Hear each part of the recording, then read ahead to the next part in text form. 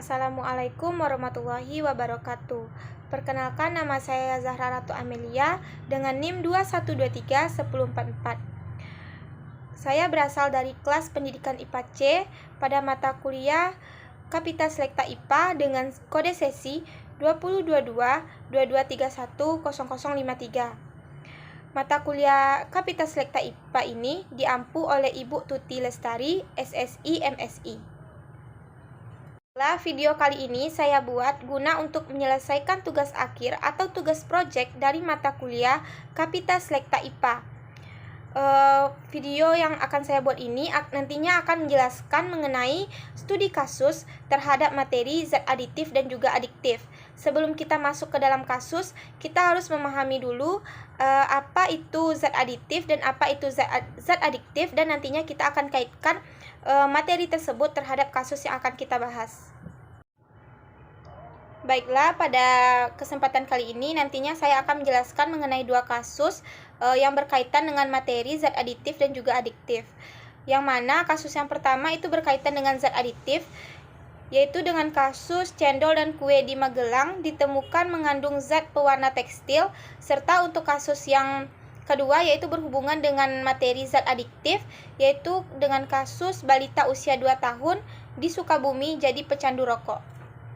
Baiklah, sebelum kita membahas kasus lebih lanjut, terlebih dahulu kita harus memahami dulu materi mengenai zat aditif dan juga adiktif ini, dan nantinya baru kita kaitkan dengan kasus yang akan kita bahas. Baiklah, di sini saya akan menjelaskan dulu mengenai materi dari zat aditif dan juga adiktif, mulai dari apa sih itu pengertiannya, kemudian apa saja pembagiannya, kemudian apa peranannya dalam kehidupan, serta apa sih dampaknya bagi kesehatan kita jika menggunakan zat aditif dan juga adiktif ini secara berkelebihan. Yang pertama yaitu kita akan membahas mengenai pengertian dari zat aditif dan juga adiktif.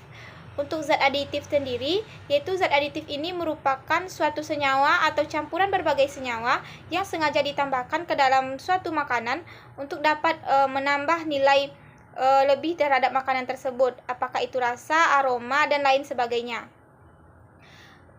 Kemudian ada zat adiktif. Zat adiktif ini merupakan zat-zat yang dalam pemakaiannya dapat menimbulkan ketergantungan fisik maupun psikologis yang panjang, dampak menjadi kecanduan, dan juga membuat tubuh ingin terus mengonsumsi zat aditif tersebut. Nah, di sini saya akan menjelaskan mengenai materi yang pertama, yaitu mengenai zat aditif. Yang mana zat aditif ini juga terbagi menjadi beberapa kelompok, yaitu ada yang berdasarkan fungsinya, berdasarkan sumber perolehan, dan juga berdasarkan keadaan dalam makanan. Yang pertama yaitu berdasarkan fungsi zat aditif tersebut dapat digolongkan menjadi yang pertama sebagai pewarna, pengawet, pemanis, penambah rasa, pengeras, pelumas, pengembang, dan sebagainya. Kemudian yang kedua ada berdasarkan sumber perolehan. Berdasarkan sumber perolehannya di alam, zat aditif itu dibedakan menjadi dua, yaitu ke dalam zat aditif alami dan juga ke dalam zat aditif buatan atau sintetis. Kemudian yang ketiga ada berdasarkan keadaan dalam suatu makanan.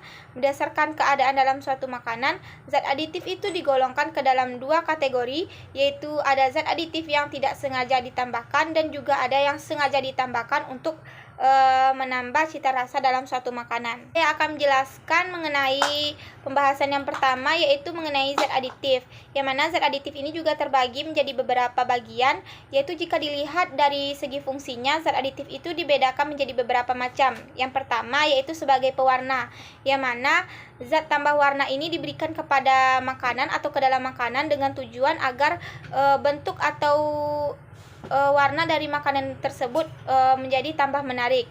Kemudian ada pembagian juga terhadap pewarna makanan ini, ada yang alami dan juga buatan. Kalau yang alami itu bahan-bahan pewarnanya berasal dari alam. Warna makanan alami ini yang biasa digunakan seperti kunyit untuk warna kuning, cabai untuk warna merah, gula karamel untuk warna coklat, kemudian juga ada warna hijau dari daun pandan, dan sebagainya.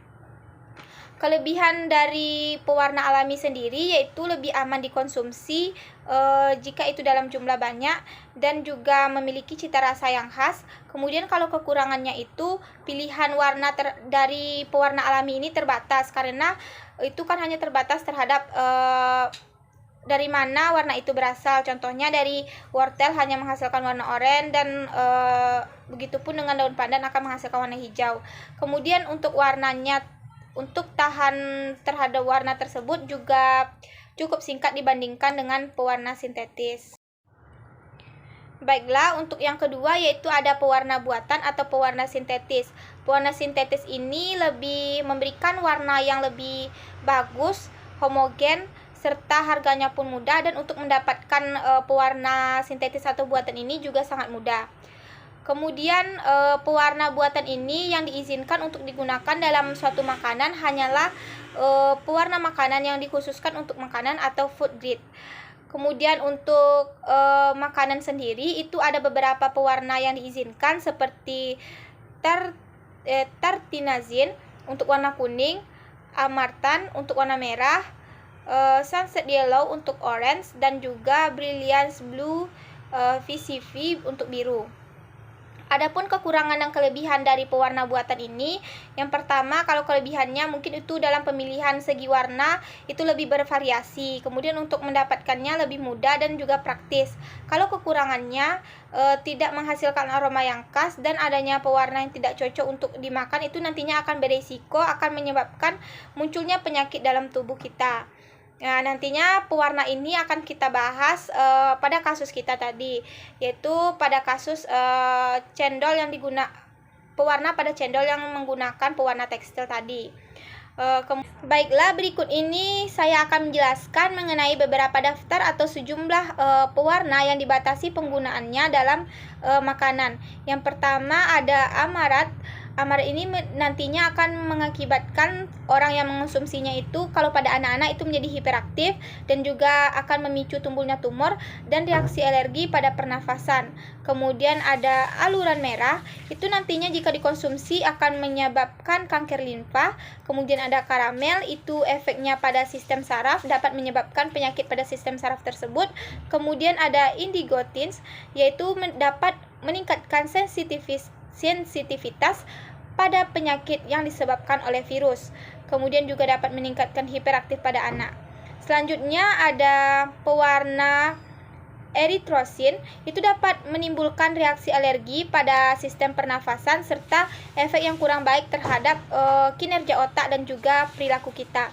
Kemudian ada Pencus SX, itu memicu hiperaktif juga kepada anak. Kemudian ada karbon hitam, itu berakibat pada kerusakan sistem urin dan juga memicu timbulnya tumor. Selanjutnya untuk jenis dari zat aditif yang kedua, yaitu berdasarkan fungsinya ada penyedap. Penyedap itu merupakan salah satu zat aditif yang bisa memberikan, menambah dan mempertegas rasa, aroma dan juga ciri khas pada suatu makanan. Penyedap ini berfungsi untuk menambahkan rasa nikmat dan juga menekan rasa yang tidak diinginkan pada suatu makanan.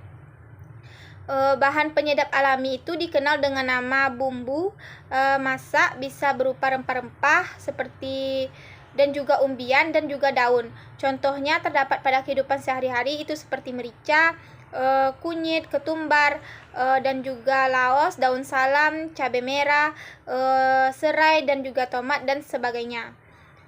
Kemudian adapun kelebihan dan kekurangan dari penyedap alami sendiri, yaitu kelebihannya lebih sehat dibandingkan dengan yang buatan. Kemudian kekurangannya terkadang bahan yang dicari itu susah untuk didapatkan, serta dalam proses pembuatannya itu lebih susah karena itu harus digiling terlebih dahulu jika itu menggunakan kunyit dan sebagainya. Sini kita akan lanjut mengenai pembahasan penyedap buatan. Selain penyedap alami, terdapat juga penyedap sintetis yang merupakan zat cita rasa atau juga disebut sebagai penyedap buatan. Penyedap ini merupakan bagian terbesar zat tambahan. Ada sekitar 750 bahan sintetis yang dijadikan sebagai penyedap. Penyedap ini dapat menambah rasa manis, asin, pahit, dan asam. Penyedap kebanyakan termasuk ke dalam kelompok ester. Di samping penyedap, ada juga zat yang lebih dari penyedap, yaitu seperti MSG, kemudian ada disodium 5 inosinate, dan juga ada disonium 5 gunilate. Kelebihan dari zat penyedap buatan ini yaitu yang pertama, mudah didapatkan, harga lebih mudah, dan juga memerlukan bahan yang sedikit, dan jika itu menghasilkan warna, itu warnanya lebih menarik. Kemudian kekurangannya dapat memicu kanker, merusak kandungan gizi pada makanan, serta menimbulkan reaksi alergi nantinya jika tidak cocok mengonsumsi penyedap buatan tersebut. Sebagai pemanis, zat adiktif ini juga dibedakan menjadi dua, yaitu ada pemanis alami dan juga buatan. Kalau yang alami itu pemberian rasa manis yang diperoleh dari bahan-bahan alami, yaitu berasal dari nabati dan juga hewani. Berikut ini adalah beberapa jenis dari pemanis, yaitu ada gula tebu, gula kelapa, madu, sirup mapel, kurma, gula jagung, dan juga gula aren. Dan dari setiap jenis pemanis ini memiliki tingkat kemanisannya sendiri. Baiklah, selanjutnya kita akan membahas mengenai pemanis buatan. Pemanis buatan ini adalah senyawa hasil sintesis laboratorium yang merupakan bahan tambahan makanan yang dapat menyebabkan rasa manis pada suatu makanan. Pemanis buatan ini adalah pemanis yang diproses secara kimiawi dan senyawa tersebut tidak terdapat di alam. Kemudian ada zat pemanis. Zat pemanis tersebut kan merupakan suatu senyawa yang mempunyai tingkat kemanisan beberapa kali lipat dibandingkan dengan gula murni atau sukrosa tadi. Kemudian fungsi dari pemanis buatan ini yang pertama yaitu sebagai pengganti gula, sukrosa, dan juga fruktosa, mengembangkan jenis makanan dan minuman dengan jumlah kalori terkontrol, serta mengontrol program pemeliharaan dan penurunan berat badan. Kemudian juga bisa mengurangi kerusakan gigi, serta untuk penderita diabetes atau gula tinggi sebaiknya mengonsumsi gula sintetis tersebut karena itu sudah diatur sesuai takarannya. Contohnya seperti sakarin, natrium siklamat, magnesium siklamat, kalsium siklamat, dan juga aspartam. Kemudian pemakaian yang berkelebihan nantinya itu juga akan memberikan dampak yang buruk bagi tubuh kita, seperti merangsang tumbuhnya tumor, kantung kemih, dan juga bersifat karsinogenik atau juga sebagai penyebab kanker. Ini saya akan menjelaskan mengenai beberapa jenis dari pemanis buatan. Yang pertama ada aspartam. Aspartam ini sekitar 200 kali lebih manis daripada gula dan dapat digunakan sebagai pemanis meja atau dalam distrik beku, gelatin, minuman, dan juga permen karet. Penggunaan aspartam relatif sedikit karena rasa yang sangat manis, sehingga dapat mengurangi jumlah kalori dalam suatu produk. Selanjutnya ada sakarin. Sakarin ini mempunyai tingkat kemanisan 300-500 kali lipat dibandingkan dengan sukrosa. Sakarin sebagai zat aditif digunakan sebagai pengganti gula pada makanan dan juga minuman olahan untuk penderita diabetes. Sakarin juga digunakan untuk pemanis pada produk pasta gigi dan juga makanan serta minuman yang kita konsumsi. Kemudian ada siklamat. Siklamat ini mempunyai kemanisan 30 kali sukrosa. Kelemahan sakarin dan siklamat adalah bahwa keduanya itu bukanlah zat makanan seperti gula yang mempunyai fungsi sebagai penghasil kalori dan juga sekaligus sebagai pengawet. Selanjutnya jenis zat aditif berdasarkan fungsi yang keempat yaitu sebagai pengawet. Pengawet adalah salah satu zat aditif yang dimasukkan ke dalam makanan, merupakan senyawa atau zat kimia yang dapat menghambat atau menghalangi segala macam perubahan pada makanan yang disebabkan oleh aktivitas mikroorganisme yang mengakibatkan makanan menjadi bau, busuk, dan juga basi. Kemudian ada proses pengawetan. Proses pengawetan makanan ini dapat dilakukan secara fisika dan juga kimia. Pengawetan makanan secara fisika dapat digunakan beberapa cara, yaitu seperti pengeringan, pengasinan, dan juga pengasapan, pemanisan, dan juga pembekuan makanan. Sedangkan secara kimia itu dilakukan dengan penambahan bahan pengawet pada makanan tersebut. Tanda makanan yang mengalami pembusukan atau kerusakan dapat dilihat secara fisik, misalnya bau busuk, berlendir, berubah warna, terjadi pengupalan atau pada susu, dan juga berbau tengik, dan juga terbentuknya suatu gas. Baiklah, selanjutnya kita akan membahas mengenai pembagian dari bahan pengawet, yaitu apakah dia dari bahan alami atau buatan. Yang pertama kita akan membahas mengenai bahan pengawet dari bahan alami. Bahan pengawet alami ini adalah jenis bahan-bahan dari alam yang dapat digunakan sebagai pengawet makanan. Beberapa contoh pengawet alami yang dapat digunakan yaitu yang pertama adalah garam dapur, di mana garam dapur ini adalah bahan pengawet yang paling banyak digunakan dan juga sudah lama digunakan oleh para masyarakat, terutama oleh para nelayan dalam mengawetkan ikan. Kemudian ada gula. Gula selain memberikan rasa manis dan juga dapat mengawetkan makanan, di mana gula ini dapat mengawetkan makanan seperti dibuat manisan, apakah itu manisan buah dan sebagainya. Kemudian yang ketiga adalah bawang putih. Bawang putih ini selain sebagai bumbu dapur, bawang putih ini juga ternyata efektif sebagai bahan pengawet. Hal ini disebabkan karena bawang putih itu dapat menghambat pertumbuhan dari bakteri-bakteri. Kemudian yang keempat adalah kunyit, di mana kunyit ini memiliki sifat antibakteri, kemudian adanya menghambat pertumbuhan mikroba, serta dapat merusak membran sel dari bakteri. Kemudian keenam yaitu adalah cuka. Larutan cuka dibuat dari fermentasi gula dan juga air serta mengandung kadar asam asetat yang tinggi. Penggunaannya tidak hanya sebagai pengawet makanan saja, tetapi cuka ini juga digunakan untuk membunuh mikroba yang dapat membuat makanan cepat basi dan juga busuk. Kemudian adapun kelebihan dan kekurangan dari pengawet alami ini. Kalau kelebihannya itu mungkin lebih aman digunakan serta memberikan efek samping yang lebih kecil dan mudah didapatkan di alam.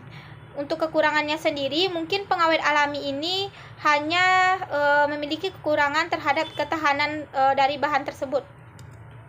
Kemudian yang kedua ada bahan pengawet buatan. Bahan pengawet buatan ini berdasarkan fungsinya, bahan pengawet buatan ini digolongkan menjadi 4, yaitu ada antiseptik dengan prinsip kerja, golongan zat yang dapat mencegah terjadinya sepsis atau pencernaan oleh aktivitas mikroorganisme.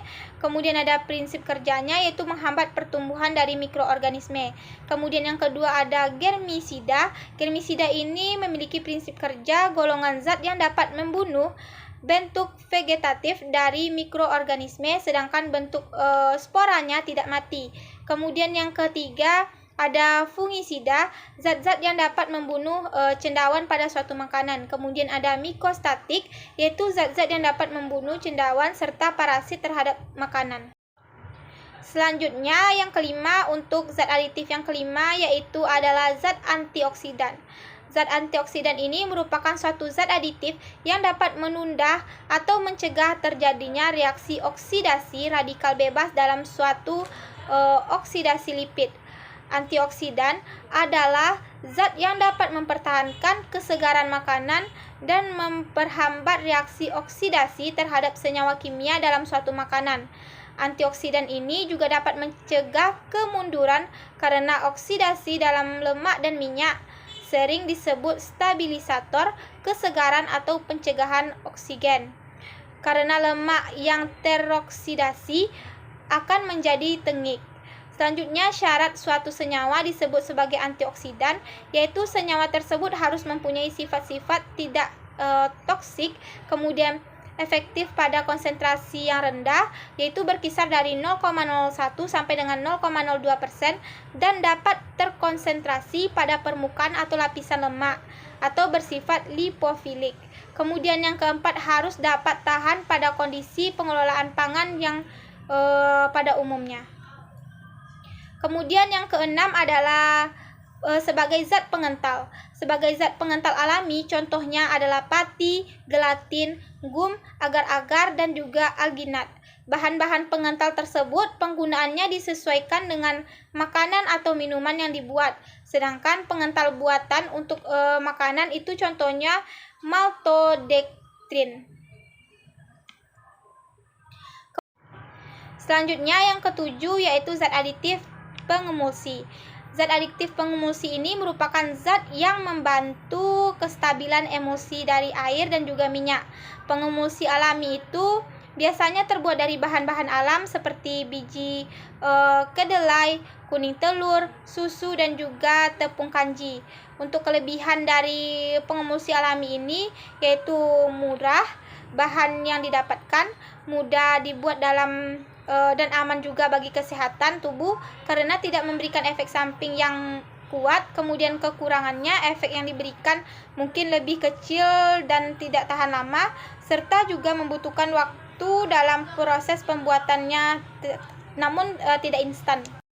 Selanjutnya yang kedua adalah pengemulsi buatan. Pengemulsi buatan ini salah satu contohnya adalah gelatin. Gelatin ini adalah senyawa yang diperoleh dari ekstrak kolagen hewan, biasanya digunakan pada industri makanan, minuman, dan juga kosmetik. Jadi salah satu contoh pengemulsi dari bahan buatan yaitu adalah gelatin.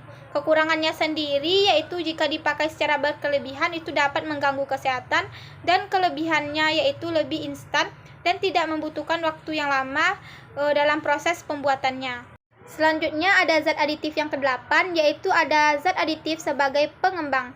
Zat pengembang adonan yang lazim digunakan dalam mengembangkan adonan roti dan juga kue adalah zat-zat kimia yang menghasilkan CO2 seperti garam bikarbonat atau NaHCO3 dan juga soda kue. Baiklah, selanjutnya kita akan membahas mengenai studi kasus yang saya ambil yaitu pada materi untuk zat aditif.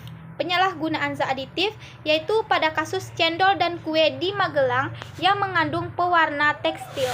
Yang mana sama-sama kita ketahui pada saat sekarang ini kemajuan ilmu kimia telah menghasilkan berbagai zat sintesis untuk berbagai tujuan, terutama dalam bidang industri tekstil. Hal ini ikut menyamarkan penggunaan zat warna pada zat aditif, di mana zat pewarna tekstil sering disalahgunakan sebagai zat aditif.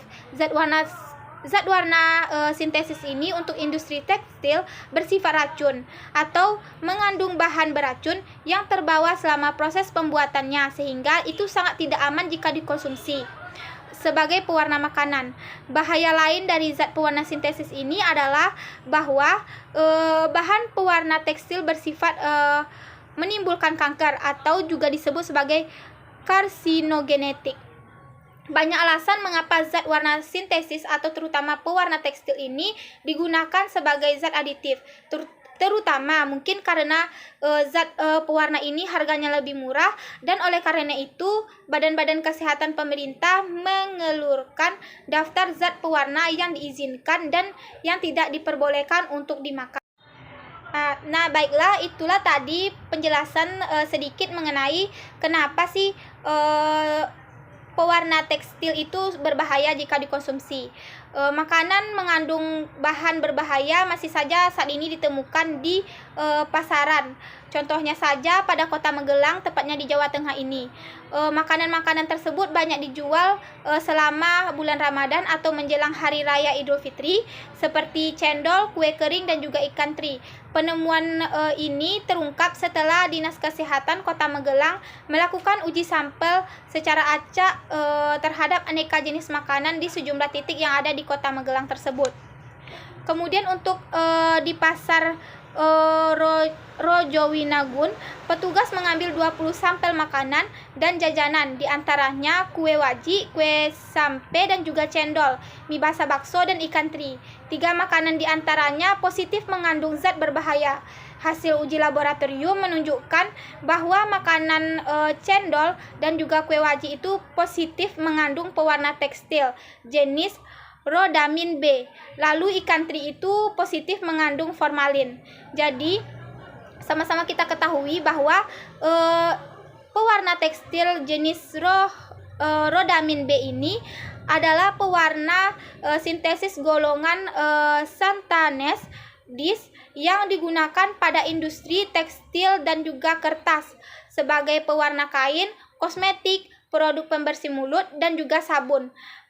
Jika kita mengonsumsi zat tersebut dalam jangka panjang dapat terakumulasi dalam tubuh dan dapat menyebabkan gejala pembesaran hati dan juga ginjal, gangguan fungsi hati, kerusakan hati, gangguan fisiologi tubuh, atau bahkan bisa menyebabkan timbulnya kanker hati. Oleh karena itu, berbahayanya jika kita mengonsumsi pewarna tekstil tersebut, karena pewarna tekstil itu sebenarnya tidak ditujukan untuk makanan, tetapi ditujukan untuk bidang-bidang industri seperti tadi, apakah itu di industri kertas dan juga pada industri kosmetik dan sebagainya. Efek samping penggunaan zat aditif buatan bagi tubuh, yang mana tadi kita sudah membahas mengenai kasus yang berkaitan dengan zat aditif, yang mana adanya penyalahgunaan pewarna tekstil pada makanan. Selanjutnya kita akan membahas mengenai efek samping terhadap penggunaan boraks atau natrium tetraborat, yang mana boraks ini bersifat iritan dan juga racun bagi sel-sel tubuh, yang mana ini akan berbahaya bagi sel saraf pusat dan juga ginjal serta hati. Jika tertelan dapat menimbulkan kerusakan pada usus, hati, otak, dan juga ginjal. Kemudian ada formalin. Formalin ini penggunaannya pada makanan dapat menyebabkan keracunan. Formalin juga menyebabkan kerusakan sistem susunan saraf pusat serta gangguan peredaran darah. Selanjutnya yang ketiga ada asam salisilat, yaitu asam salisilat ini memiliki iritan kuat ketika terhirup atau tertelan. Bahkan ketika ditambahkan air, asam ini terdapat memberikan gangguan kesehatan pada tubuh karena dapat menyebabkan nyeri, mual, muntah jika zat tersebut tertelan. Kemudian ada dietilpirolakarbonat atau DEP. DEP ini apabila dimasukkan ke dalam tubuh dan juga terkumulasi dalam jangka panjang dapat memicu timbulnya kanker. Kemudian ada rodamin B ini yang digunakan pada kasus di atas tadi, yaitu jika mengonsumsinya dalam jangka panjang dapat menyebabkan gangguan fungsi hati hingga kanker hati. Selanjutnya ada kuning metanil. Kuning metanil ini dapat menyebabkan mual, muntah, sakit perut, diare, demam, hingga kanker kantung kemih. Selanjutnya ada bahan pemanis. Bahan pemanis ini adalah bahan buatan seperti siklamat, sakarin, aspartam, asesulfat K, sukralosa, dan sebagainya. Jika dikonsumsi secara berkelebihan, ini akan membawa dampak buruk bagi kesehatan karena tingkat kemanisan pemanis buatan tersebut dapat mencapai puluhan bahkan ratusan ribuan kali lipat dari gula alami. Tetapi semua itu juga memiliki dampak positif karena pengaturan kalori terhadap gula yang dibuat itu juga sesuai dengan standar. Jadi lebih baik digunakan dibandingkan dengan gula alami. Jika digunakan secara terus-menerus, ini juga memberikan dampak buruk bagi tubuh karena dalam jangka panjang itu dapat menyebabkan kanker. Baiklah, itulah pemaparan materi dari saya dan juga pembahasan kasus dari penyalahgunaan zat aditif dalam kehidupan sehari-hari. Semoga bermanfaat. Jika ada kesalahan, saya mohon maaf. Saya sudahi dengan Assalamualaikum warahmatullahi wabarakatuh.